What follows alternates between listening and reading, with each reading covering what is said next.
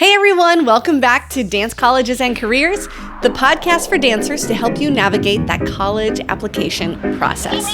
My name's Brittany Oltemeyer and I am your host. This is the start of season 2. Season 1 was about interviews and talking to very specific schools about their specific programs. It was really helpful, really awesome. Definitely go check out some of those episodes if you're deciding between a couple different schools or if you want to learn about some schools.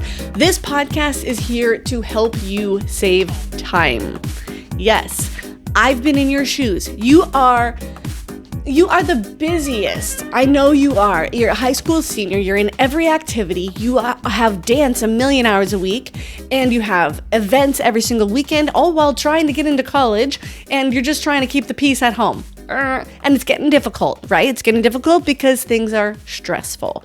And the more stress, the less fun that senior year can become. Let's dive in to help alleviate some of the stress for your senior year.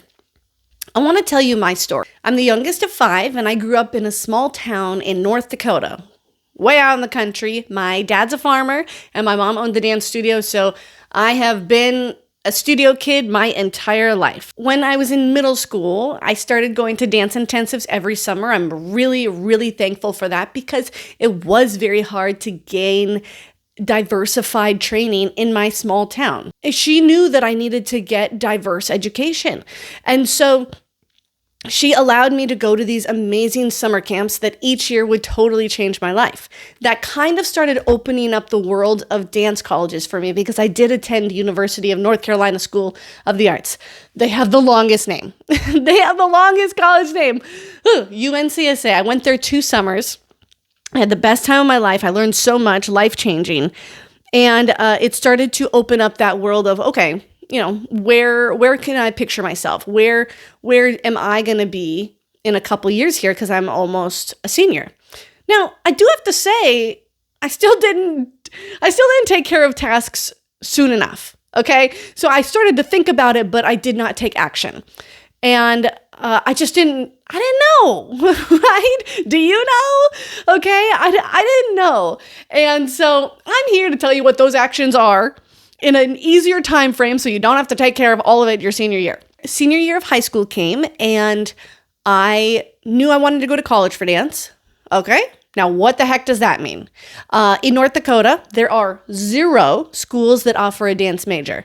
In the surrounding states, which are Montana, South Dakota, Montana, South Dakota, and Minnesota, and then Canada, even there, it was really limited. Not Minnesota. I mean, Minnesota has Minneapolis, but that's still an 8-hour drive from my hometown. It wasn't down the block. And then Montana, the schools over there are still at least a 6 to 8 hour drive. And then South Dakota, which is the University of South Dakota, I don't even know that one, 10, 12 hours. So this was not easy with even just the closest schools to me. It was a challenge. It seems like it's just going to be apply and find out if you get in. But as a dance major, there is a lot more to it than that because there is the audition process or scholarships or photos, resume, portfolio, all these things they've added to you guys that we didn't have to use to deal with. It is a lot more difficult on you now than it was for me because everything is more easily accessible and you are expected to up your game as well. Now it's my senior year. It's time to apply and get into school. I have been working my entire school career on this day, right? On getting into college. And now the time has come and I felt totally lost. I felt frustrated, confused, overwhelmed, and I had no idea where to begin. So the first thing I started to do was research colleges. Okay, that sounds cool. You know, research the top 20 schools in the nation. Awesome. That's where I want to be. And I was on the right track, but every single school you do that for is time consuming. And I was starting to run out of time. I had no idea what school I wanted to go to. And I was hoping that it would speak to me when the time came. I mean, a little hokey, I know. But in the end, it did. Okay. I wish it would have 6 months earlier. But in the end, it did speak to me. And that's one of the reasons why I feel so passionate about this podcast, about this topic, is because it will speak to you too. but I hope that it can speak to you sooner and with less stress. When I arrived at Oklahoma City University, I had that feeling in my belly of like, oh, this is my home for the next 4 years. It was March 26th, Saturday, so it might have been March 25th or 26th, and I knew in my belly that I would be going to this school. I still had to work really hard and get in and audition and everything, but that is when I finally got that signal, I knew. And this was the 13th school I had visited. So now that you know a little bit about me, let's dive into our topic of today's episode. Introduction to the dance college journey. The very first thing I need you to think about is, why do you want to go to college for dance? If someone asks you, what's your answer? Have you thought about it yet? Or are you just like, I don't know, because I'm a dancer. It's just what I do. Is it because you want a career in dance? Because you love the work ethic? Maybe because you know it's your identity and you want to be surrounded by other people who get you? Keep refining that as you are doing this research so you can grow, because you're going to grow a lot in these next couple months. Now remember, every school is different. They have their different nuances, but today this point is a general overview. So I'm just here to give you the tools to start doing your own research and feel a little bit more confident about what you're looking at. So the first thing to be aware of is it a 2-year or 4-year university? The next question is it a conservatory or a liberal arts?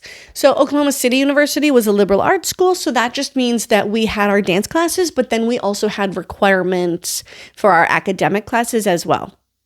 So something to look into. College is not just about dancing, but also about learning how to turn your passion into a sustainable career. I'm going to say that again. Turning your passion of dance into a sustainable career, a job, a livelihood. We're not going to college for dance to become starving artists. We're going to get our career in this and to be able to do what we love every single day. So to our second point, preparing for dance college admissions. The biggest part of this is that application process, the audition process, and making sure you've turned in everything they need. You do not want to be sending things the night before or realizing you missed something and then you're nervous as hell, right? You're nervous and scared, and the best way to alleviate all that is just by doing the research, writing it down, staying organized, and making sure you're doing the work. In addition to regular college applications, you need to go to the dance school's website and check out what their requirements are. So a lot of times they are looking for dance photos. They might need a dance video now beforehand where there are specific things they need to see.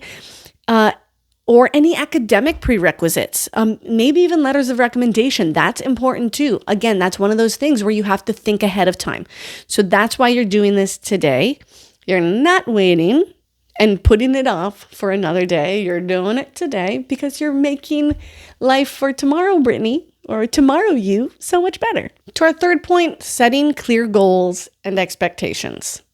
I can't say enough how important this is for you as a high school senior and for you always. It's always important to set realistic goals because that is what sets your ending point for what you're aiming for. Reaching for any shiny thing you can, then you're like me in my senior year and you're going to waste a lot of time, money, and energy. Next to where you said why you want to go to college for dance, set your goals. With those goals, put some of this information in the calendar. Mark those hard deadlines, and if the deadline is a certain date, make sure you mark at least a week before.